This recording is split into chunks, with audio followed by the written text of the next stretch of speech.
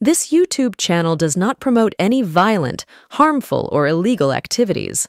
All content provided by this channel is meant for an educational purpose only.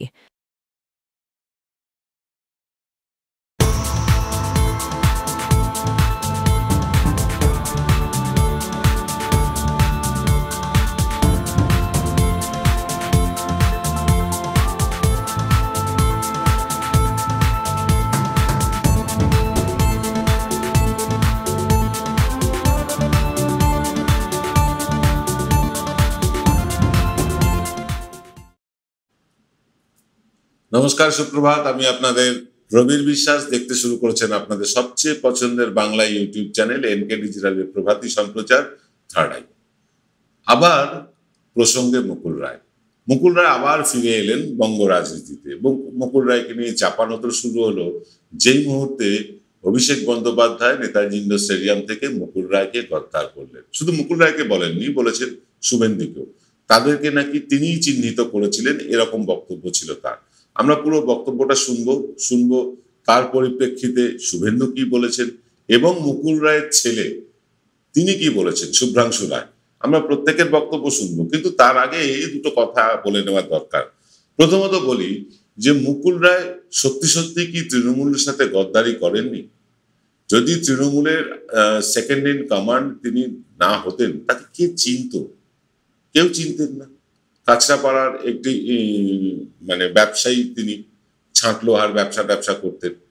সেইখান থেকে সোমেন মিত্র ইত্যাদি হয়ে শেষে গিয়ে পড়লেন মমতা ব্যানার্জির কাছে এবং মমতা ব্যানার্জি তাকে নেতা বানালেন, জাহাজ মন্ত্রী বানালেন, কয়লা মন্ত্রী বানালেন, রেল মন্ত্রী বানালেন, অনেক কিছুই তাকে দিলেন। কিন্তু তিনি শেষ মুহূর্তে যখন তিনি তৃণমূল ছেড়ে চলে যান, তখন তৃণমূল ছেড়ে যাওয়ার কি সত্যি কোনো কারণ ছিল মুকুল রায়? তাকে কি তার পদ থেকে অপসারিত করা হয়েছিল? তাকে কি তৃণমূল কোনোভাবে অসম্মানিত করেছিল? সবকটির উত্তর না। তবুও তিনি তৃণমূল ছেড়ে বিজেপিতে জয়েন করেছিলেন। লোকে বলেন যে তার নামে নানান অভিযোগ ছিল বিজেপির সিবিআই ইডির কাছে, সেইখান থেকে বাঁচতেই তিনি বিজেপিতে গিয়েছিলেন। পরবর্তীকালে তার শারীরিক অবস্থার অবনতি হয় এবং তিনি কিছু অসংলগ্ন কথা বলতে থাকেন। যেমন একবার বলে ফেলেছিলেন যা তৃণমূল তাই বিজেপি, ইত্যাদি অনেক কিছুই তিনি বলেন। সেগুলো মানুষ খুব একটা সিরিয়াসলি নেননি। কিন্তু তিনি যে তৃণমূলের সাথে বেইমানিটা করেছিলেন, এটা অস্বীকার করার কোনো জায়গা নেই। কারণ তার রাজনৈতিক দল পরিবর্তনের কোনো কারণ তৃণমূলের তরফ থেকে অন্তত ঘটেনি। মমতা বন্দ্যোপাধ্যায়ের পরে মুকুল রায় ছিলেন শেষ কথা তৃণমূল কংগ্রেসে। সেইখান থেকে তিনি হঠাৎ করে বিজেপিতে চলে গেলেন, আগাম কোনো নোটিশ, আগাম কোনো খবর না দিয়ে। এটা মমতা বন্দ্যোপাধ্যায়কে সত্যি ব্যথিত করেছিল তৃণমূল কংগ্রেসের বহু কর্মীকে। তৃণমূল থেকে যাওয়ার পর তিনি একে একে তৃণমূল নেতা ভাঙানো শুরু করলেন। এটা আরো ব্যথিত হয়েছিলেন তৃণমূল নেত্রী। যাতে সে কথা আলাদা, তাতেও খুব একটা লাভ কিছু হয়নি মুকুল রায়। অবশেষে তিনি অসুস্থ হন এবং বর্তমানে একটি বেসরকারি নার্সিংহোমে চিকিৎসাধীন রয়েছেন। আমরা তার আরোগ্য কামনা করি, দ্রুত সেরে উঠুন তিনি এবং আবার রাজনীতিতে নামুন, এটাই চাই। তিনি কৃষ্ণনগরের বিধায়ক, বিজেপির টিকিটে হয়েছেন। এই মুকুল রায় এবং শুভেন্দু অধিকারীকে চিহ্নিত করেছিলেন অভিষেক বন্দ্যোপাধ্যায়। এটা তিনি বলেছেন নেতাজি ইন্ডোর স্টেডিয়াম থেকে। এই প্রসঙ্গে শুভেন্দুর সবচেয়ে বেশি কষ্ট হয়েছে। শুভেন্দু মুকুল রায়কে কেন গদ্দার বলেছেন অভিষেক বন্দ্যোপাধ্যায়, সেটা নিয়ে তিনি তার মতন করে ব্যাখ্যা দিয়েছেন, সেটাও আমরা দেখাবো। কিন্তু মুকুল রায়ের সাথে সাথে অভিষেক বন্দ্যোপাধ্যায় যে শুভেন্দু অধিকারীকেও গদ্দার বলেছেন, সে প্রসঙ্গে শুভেন্দু অধিকারী কোনো কথা বলেননি, কোনো একটাও কথা বলেননি। কারণ তিনি নিজেও জানেন ভালো করে, সত্যি তিনি তৃণমূলের সাথে বেইমানিটা করেছেন। কারণ তিনিও মুকুল রায়ের মতন দলে কিন্তু গুরুত্বপূর্ণ জায়গায় ছিলেন, 30-32টা পদে আসীন ছিলেন, 2-3টে মন্ত্রিত্ব তার দখলে ছিল। জেলার পর জেলা মমতা বন্দ্যোপাধ্যায় তার হাতে ছেড়ে দিয়েছিলেন সাংগঠনিক দায়িত্ব দিয়ে। তারপরেও তিনি বিজেপিতে চলে যান।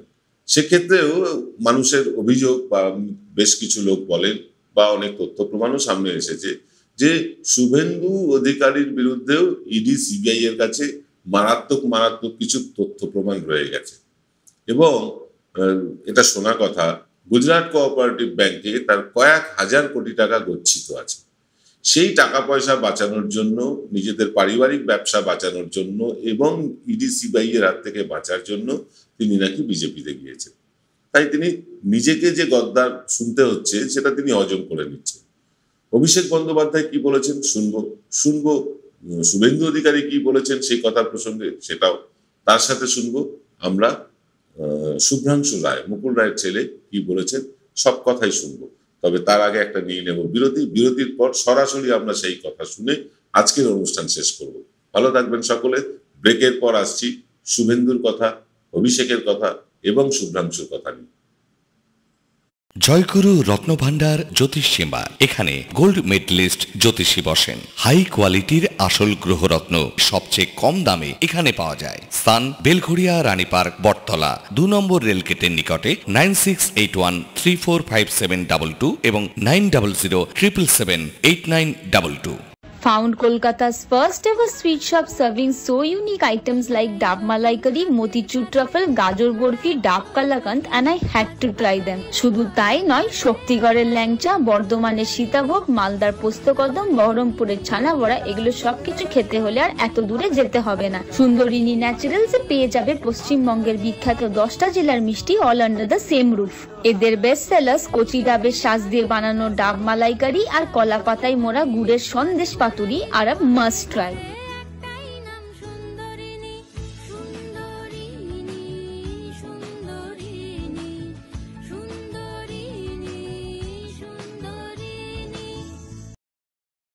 বিগত দিনে যারা দলের সাথে বেইমানি করেছিল, মুকুল রায়, শুভেন্দু অধিকারী, এদেরকে চিহ্নিত করার কাজটা আমি করেছিলাম।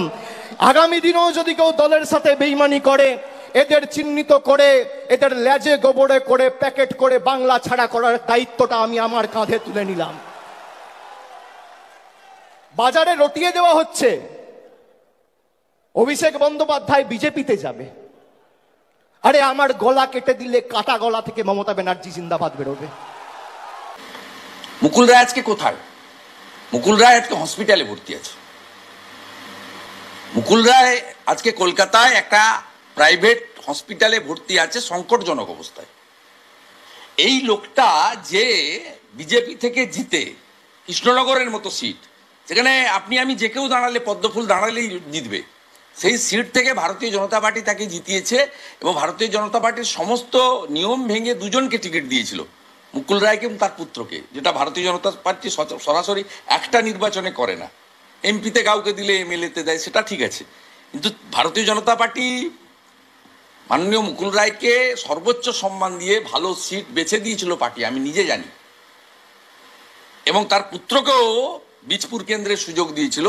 আজকে এই মমতা ব্যানার্জির কে ক্ষমতায় আনার জন্য মুকুল রায়ের যে কন্ট্রিবিউশন ছিল, আজকে দেখুন আমার সঙ্গে তো বিরোধ আছে। সকালবেলা বলছে না শুভেন্দু যেটা শুনছিস ঠিক না, আমি যাচ্ছি না। একটার সময় গিয়ে এই ভাইপোর হাত থেকে, এই কয়লা ভাইপোর হাত থেকে উত্তরীয় নিয়েছে, যে আজকে গদ্দার বলে তাকে বলল।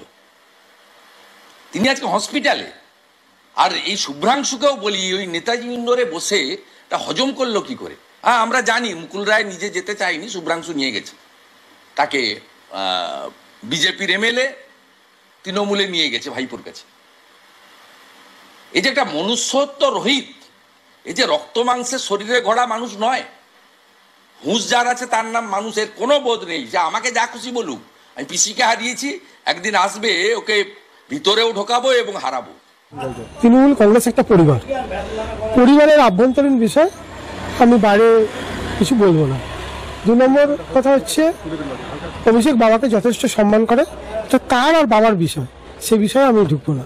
এটুকু বলতে পারি, পুত্র হিসেবে বাবা এখন মৃত্যুর সাথে পাঞ্জা লড়ছে, তার সুস্থতা কামনা করাই আমার একমাত্র লক্ষ্য।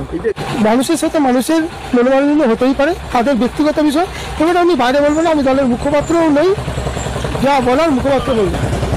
পুত্র হিসেবে আমি এইটুকু বলতে পারি, বাবা মৃত্যুর সাথে পাঞ্জা লড়ছে, তার অবস্থা খুবই খারাপ, যত দিন যাচ্ছে ডিটোরিয়েট করছে, এবং তার সুস্থতা যত তাড়াতাড়ি সম্ভব করার চেষ্টা করছি, কিন্তু জানি না কি হবে, দেখা যাক। এই বক্তব্য শোনার জন্য কি প্রস্তুত ছিলে? দেখুন, এরকম বক্তব্য আগেও অনেক শুনেছি, তো এইটা গায়ে হয়ে গেছে। কেন? না, আগে অনেকে বলেছে, অর্জুন দাও বলেছে থেকে শুরু করে অনেকেই বলেছে। গাছ হয়ে গেছে কেন বলছে? না, আক্ষেপের কোনো ব্যাপার নাই, যা বলা বললাম না, দলের মুখপাত্র যারা আছে তারা বলবে। দেখুন, রক্ত মাংস দিয়ে তৈরি মানুষ, তার লোভ, লালসা, ভালোবাসা সবকিছুই থাকবে। সেই জায়গায় আমারও কিছু কিছু আছে, সবকিছু নিয়েই তো মানুষ।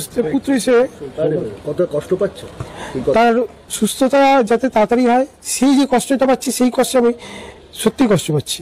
কি কষ্ট পাচ্ছে? সে তো ভুগছে না। সে তো ভুগছে, বাবা ভুগছে। তুমি দলটা তৈরির সময় যার হাত কান্ডারি ছিল, মানে ধরুন কান্ডারি মমতা ব্যানার্জি দিদি, আমাদের মুখ্যমন্ত্রী, তার নেতৃত্বে বাবা চলেছে। বাবা একা নাই, আরো অনেকে 2-4 জন ছিলেন সেই সময়, তার মধ্যে বাবা অলকদেন। কিরকম অলকদেন ছিল? অলকদেন মানে সবার মধ্যে একজন ছিল। তৃণমূলের? হ্যাঁ। তৃণমূল কি দল তৈরির সময়? কি সময়? তৈরির সময়। কি তৈরির সময়? দল তৈরির সময়। সেইখানে এই কথা শুনতে হচ্ছে শেষকালে, এটা মানে ভাষাটাও কেমন, ভাষাটাও মানে আমি বললাম না, এটা অভিষেক এবং বাবার ব্যক্তিগত ব্যাপার, এর মধ্যে আমি যুক্ত না। আমার পরিবারের কথা বাইরে কাউকে বলবো না। তৃণমূল কংগ্রেস